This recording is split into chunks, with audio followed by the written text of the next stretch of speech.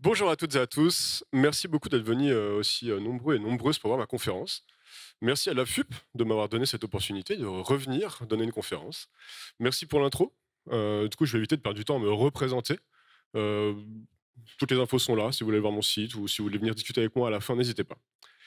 Petit disclaimer avant de commencer. Donc, c'est ma conférence. Ce sont mes opinions. Si vous n'êtes pas d'accord, c'est totalement OK.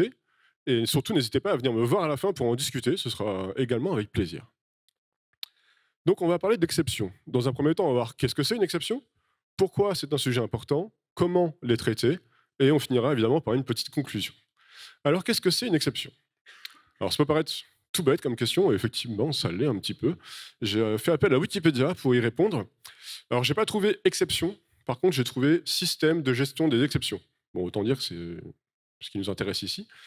Et donc, comme on peut le voir, le but, c'est de gérer des cas exceptionnels. Et lorsqu'une exception se produit, l'exécution normale du programme est interrompue. Bon, jusque-là, je pense que je vous ai absolument rien appris. Petite subtilité, enfin subtilité en cas, un petit point très important, une exception n'est pas un bug. C'est-à-dire que là, il y a un exemple que j'ai encore une fois pompé sur Wikipédia, mais qui est très pertinent de mon point de vue. Merci Wikipédia. Par exemple, si j'ai un programme qui doit traiter un fichier et que ce fichier n'existe pas, ce n'est pas un bug. C'est un cas prévu par mon programme. Enfin, c'est un cas qui doit l'être en tout cas. Alors pourquoi ce sujet est important? En fait, on a déjà un peu répondu avec la définition. Le but des exceptions, c'est donc de gérer toutes les conditions exceptionnelles. Donc, c'est-à-dire tout ce qui sort du cas nominal. Si je reprends un exemple qui va avec l'exemple précédent, si jamais je dois, je ne sais pas moi, compter le nombre de lignes d'un fichier, le cas nominal, c'est le fichier existe, il y a bien plusieurs lignes, j'affiche le nombre de lignes. Le cas qui sort du cas nominal, enfin tous les cas qui sortent du cas nominal, c'est le fichier n'existe pas, le fichier est corrompu, enfin bref, il y a un nombre d'exceptions incroyables.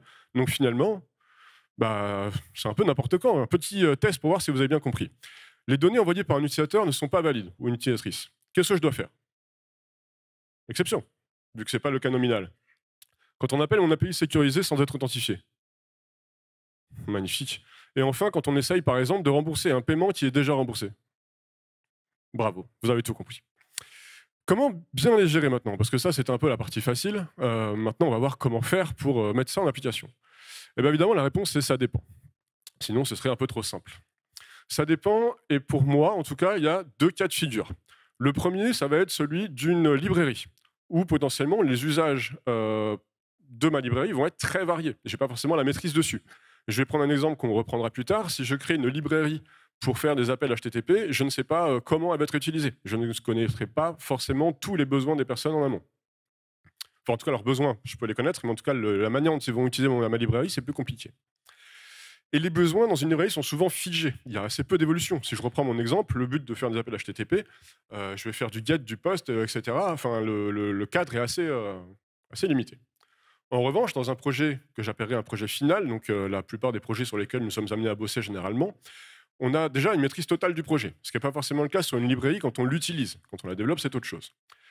Contrairement à une librairie, on a la connaissance des usages. On sait ce que notre projet doit faire. Et enfin, les besoins évoluent énormément, ce qui est en soi pas forcément problématique puisqu'on a une connaissance des usages. On va donc commencer par voir comment gérer les exceptions dans une librairie. En l'occurrence, le but, ça va être d'anticiper tous les cas d'erreur possibles. Le but, ça va être de permettre aux personnes qui vont utiliser notre librairie de pouvoir gérer tous les cas d'erreur qu'ils vont rencontrer. Si je reprends l'exemple qui va revenir régulièrement de cette librairie qui fait des appels HTTP, il faut que la personne puisse traiter tous les cas d'erreur. Donc, par exemple, il y a une erreur serveur, une erreur client, j'ai pas réussi à faire mon appel HTTP, j'ai pas réussi à décoder le JSON, etc., etc. Il faut anticiper tout ça. Ça ne veut pas dire qu'il faut créer une exception par problème. En un mot, alors non, c'est après, d'accord.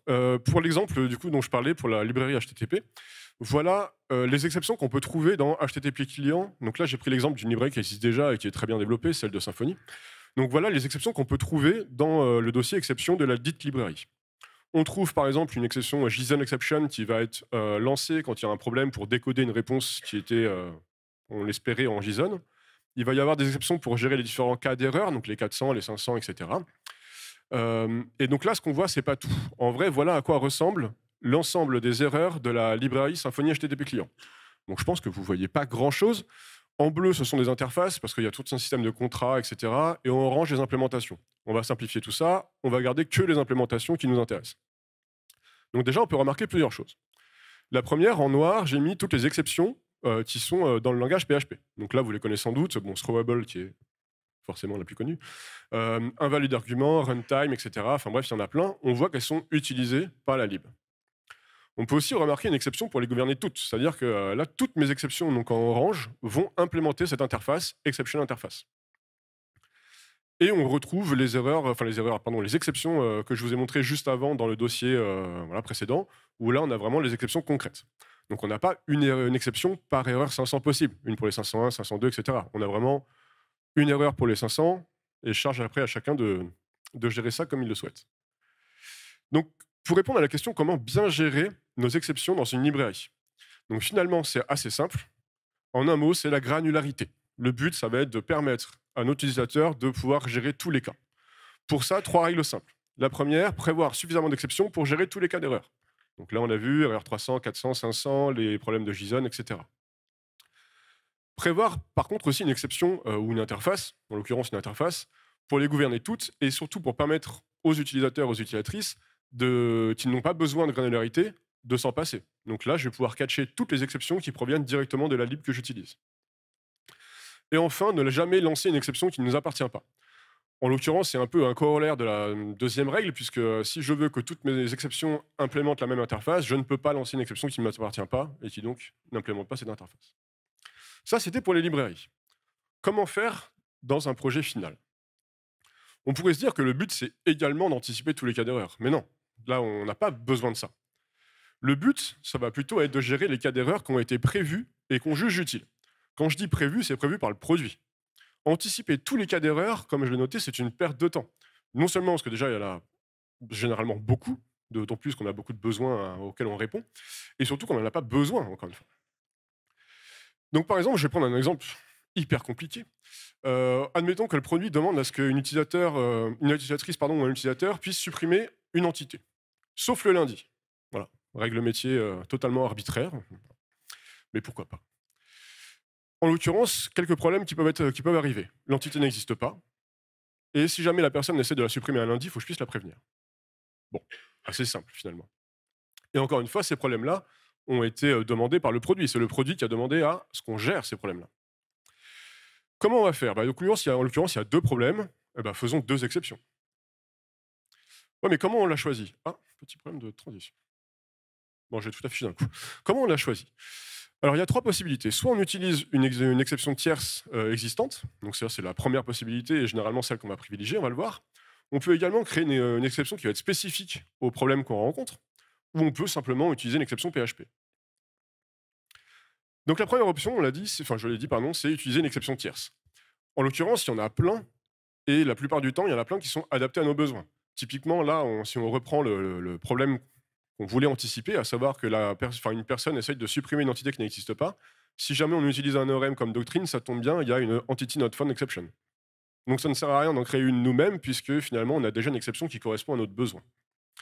On a la même chose avec, par exemple, si on fait la validation avec Symfony, il y a des validation fail exceptions, etc. Enfin, il y a déjà pléthore d'exceptions dans les librairies qu'on utilise, donc s'il y en a des pertinentes, autant les réutiliser.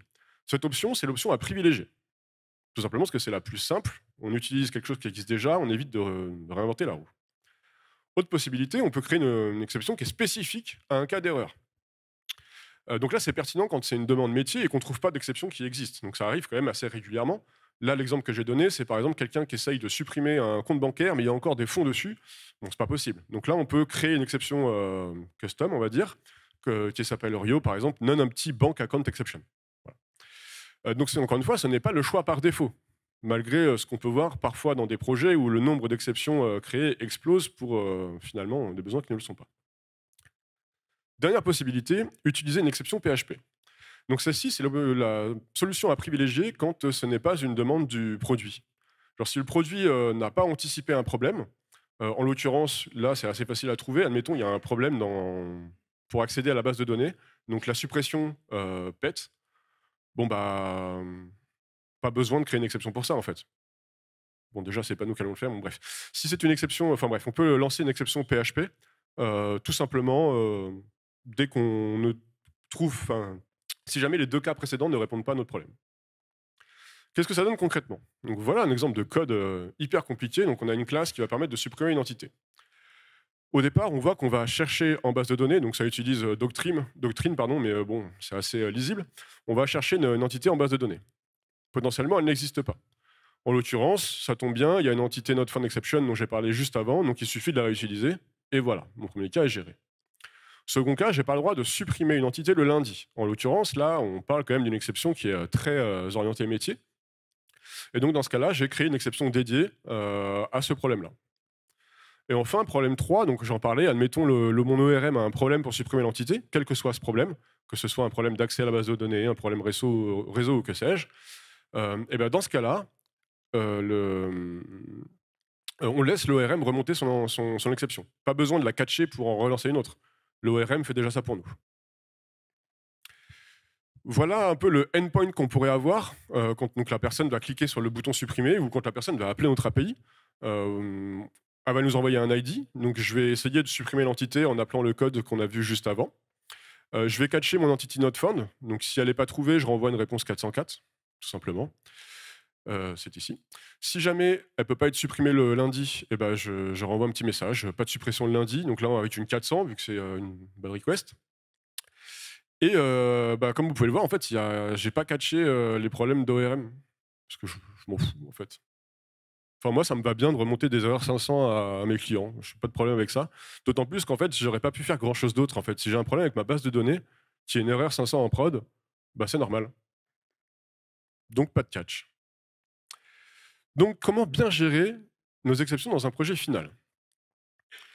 Bah, pour moi, le maître mot, c'est le pragmatisme. Et encore une fois, 3 règles simples.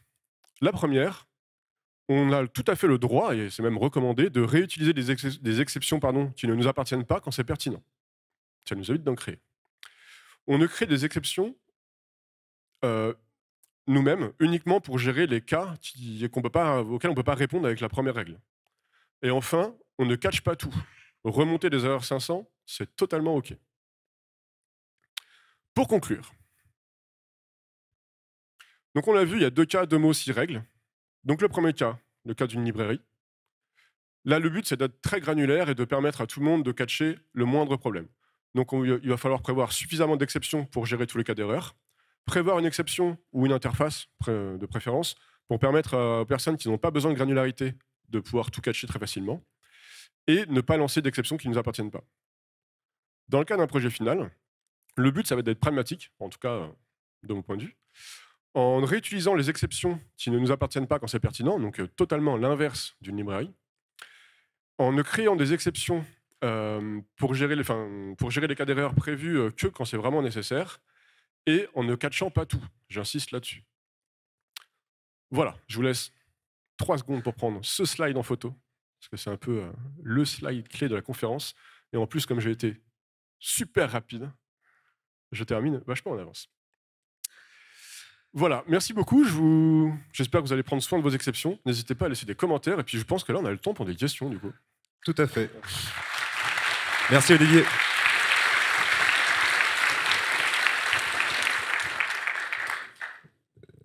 Si vous avez des questions, c'est maintenant. Merci pour le talk. J'avais une question sur la gestion des exceptions. Dans le cas de Doctrine, tu vérifies que l'entité existe pour générer de l'exception de Doctrine. Pourquoi tu laisses pas Doctrine le faire? C'était pour l'exemple.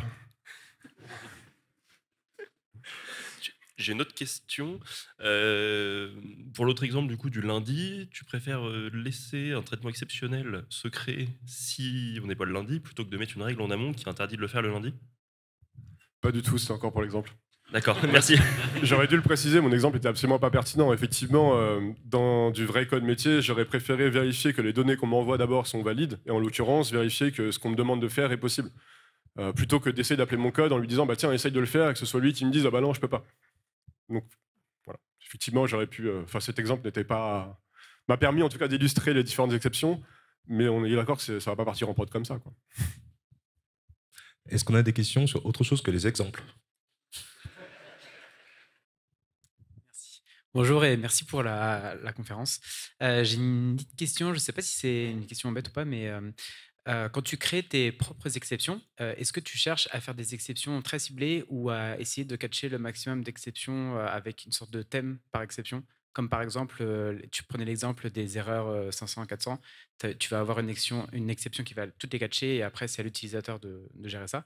Et du coup, quand tu crées tes exceptions à toi, est-ce que tu essaies de garder ce même principe ou est-ce que tu te dis que tu vas vraiment gérer un cas très particulier avec tes exceptions? Est-ce que tu as une préférence ou est-ce que tu as une recommandation? Alors, il n'y a pas de question bête, et celle-là l'est d'autant moins. Et bah, j'ai envie de. Enfin, il est un peu trop loin, mais de reprendre le même slide qu'au départ, en auto-répondant, ça dépend en fait. Ça va énormément dépendre du besoin auquel tu essayes de répondre. Il y a des cas où, par exemple, là, on parle quand c'est une règle métier très précise, là, avoir une exception qui correspond à cette règle métier très précise est tout à fait pertinente. Là, j'ai différencié le cas d'une librairie et le cas d'un projet pour un client final. Il est évident qu'en fait, enfin évident, non, il n'est pas évident, mais il y a des moments où on se retrouve avec du code qui est un peu nébuleux entre les deux. À savoir que c'est pas une lib dans le sens où c'est dans le projet. Par contre, ça va être, je sais pas moi, dans son dossier à part, ça va répondre à un besoin très précis, ça va gérer plein de cas d'erreurs différents, etc. Et donc là, on va avoir tendance à le gérer un peu comme une lib. Du coup, moi, ce que j'aime bien faire, c'est limiter le nombre d'exceptions que je crée, sauf si j'en ai besoin. Donc, dans l'exemple d'un bout de code qui répond à un besoin assez complexe, j'aurais plutôt tendance au départ à le faire qu'une seule exception, et ensuite, si c'est nécessaire, à créer d'autres exceptions pour gérer des cas particuliers, si jamais c'est nécessaire. Je sais pas si ça répond à ta question. Merci Olivier, c'est l'heure de la pause. Merci à tous. Merci beaucoup.